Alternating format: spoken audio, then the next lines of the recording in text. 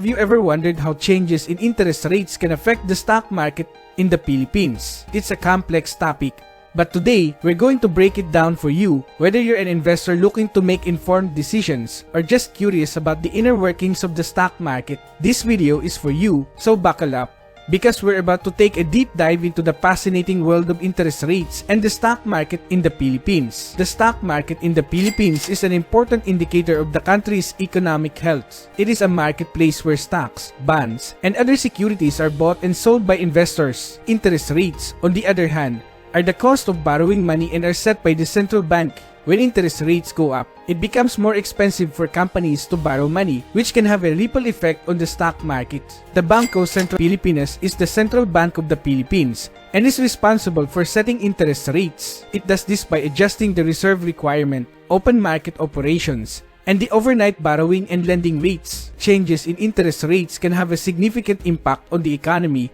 and the stock market as they affect the cost of borrowing, investment decisions, and consumer spending. Understanding the relationship between interest rates and the stock market is important for investors as it can help them make informed decisions about buying and selling securities. By analyzing the impact of interest rate changes on different sectors and industries, investors can anticipate market trends and adjust their portfolios accordingly. So let's dive deeper into how interest rates affect the stock market in the Philippines.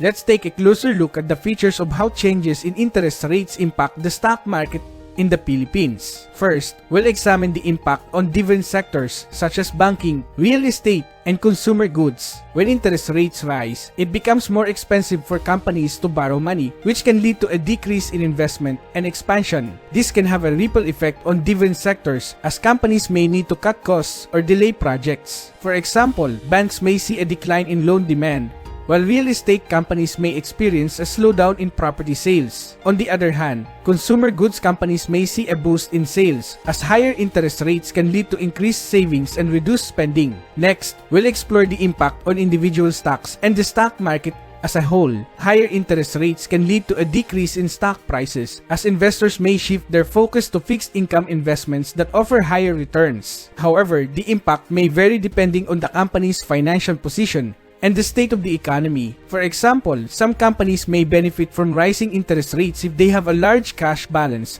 or operate in a sector that is less sensitive to interest rate changes. The relationship between interest rates and the stock market. Interest rates have a direct impact on the stock market in the Philippines. When interest rates are low, companies are able to borrow money at a lower cost, which increases their profits. This, in turn, leads to an increase in stock prices. On the other hand, when interest rates are high, borrowing becomes expensive, which reduces profits and leads to a decrease in stock prices. Impact of interest rate hikes on the stock market. Interest rate hikes by the central bank can have a negative impact on the stock market in the Philippines. This is because higher interest rates make it more expensive for companies to borrow money, which can lead to a decrease in profits and a subsequent decrease in stock prices. However, if interest rates are raised to control inflation, it can lead to a more stable economy in the long run. Impact of interest rate cuts on the stock market.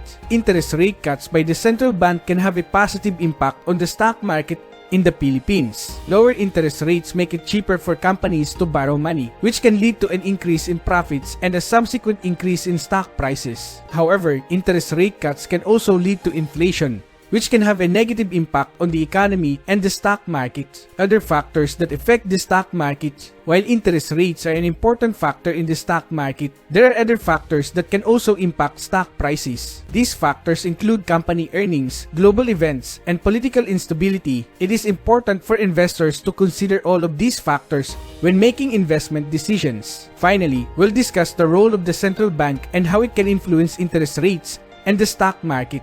By understanding the factors that affect interest rates, investors can anticipate market trends and adjust their portfolios accordingly. Now that we've covered the features of how interest rates impact the stock market in the Philippines, let's move on to the next section, comparison. Let's compare the impact of interest rates on the stock market in the Philippines to other markets around the world.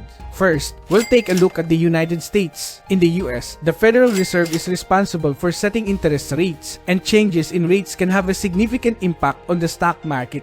However, the US market is much larger and more diversified than the Philippine market, which means that the impact of interest rate changes may be less pronounced. Next, we'll examine the European market. The European Central Bank is responsible for setting interest rates in the Eurozone, and changes in rates can have a significant impact on the stock market.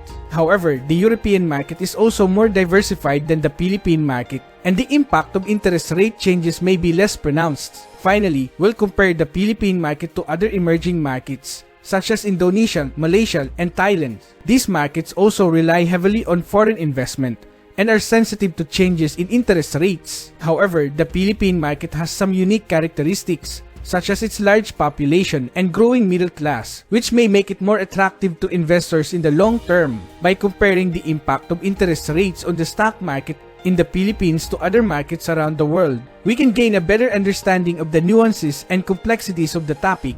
While the impact may vary depending on the market, there are some universal principles that apply to all investors. Let's move on to the next section to explore some of the challenges of investing in the stock market. Challenges. Despite the potential benefits of investing in the stock market, there are also several challenges that investors need to be aware of. First, the stock market can be volatile and unpredictable, and changes in interest rates can exacerbate this volatility. This means that investors need to be prepared for potential losses and have a long-term investment strategy that takes into account market fluctuations. Second, investing in the stock market requires a certain level of knowledge and expertise. Investors need to be able to analyze financial statements, understand market trends, and make informed investment decisions. This can be challenging for beginner investors or those without a background in finance. Third, investing in the stock market requires a certain level of risk tolerance. While there is the potential for high returns, there is also the potential for significant loss. Investors need to be prepared to lose some or all of their investment, and should not invest money that they cannot afford to lose. Finally, the impact of interest rates on the stock market can be complex and difficult to predict. While rising interest rates can lead to a decrease in stock prices, there may be other factors at play that can mitigate or exacerbate this impact. Investors need to be able to anticipate market trends and adjust their portfolios accordingly. By understanding the challenges of investing in the stock market, investors can make informed decisions and minimize their risk. Let's move on to the conclusion to summarize what we've learned and provide some practical insights for investors. In conclusion, we've explored the impact of interest rates on the stock market in the Philippines and how investors can navigate this complex and dynamic market. We've seen that interest rates can have a significant impact on the stock market and that investors need to be prepared for potential market fluctuations. We've also seen that investing in the stock market requires a certain level of knowledge, expertise, and risk tolerance. Investors need to be able to analyze market trends, anticipate potential risks, and make informed investment decisions. Despite these challenges, there are also opportunities for investors in the Philippine stock market. With a growing middle class, a young and educated population, and a strategic location in the heart of Southeast Asia, the Philippine market has the potential for long-term growth and profitability. So what can investors do to maximize their returns and minimize their risk? First, they need to stay informed about market trends and developments. This means keeping up to date with financial news, analyzing market data, and seeking advice from financial experts. Second, they need to have a long-term investment strategy that takes into account their risk tolerance, financial goals, and investment horizon. This means diversifying their portfolio, balancing high-risk and low-risk investments, and maintaining a long-term perspective. Finally, they need to be patient and disciplined in their investment approach. The stock market can be unpredictable and volatile, but with a sound investment strategy and a commitment to long-term growth, investors can weather market fluctuations and achieve their financial goals. So, if you're interested in investing in the Philippine stock market, be sure to do your research, stay informed, and approach your investments with a long-term perspective. With the right strategy and mindset, you can make the most of the opportunities available in this dynamic and exciting market. Thanks for watching this video on the impact of interest rates on the stock market in the Philippines. We hope you found it informative and helpful in your own investment journey. If you're interested in learning more about investing in the Philippine stock market, be sure to check out our other videos on this topic, as well as resources from reputable financial institutions and experts. And if you're ready to take the next step and start investing, we encourage you to do so with caution and informed decision making. Remember to have a long-term investment strategy that takes into account your risk tolerance and financial goals, and to seek advice from financial experts as needed. So, whether you're a seasoned investor or just starting out, we wish you the best of luck in your investment journey. Thanks for watching, and we'll see you in the next video.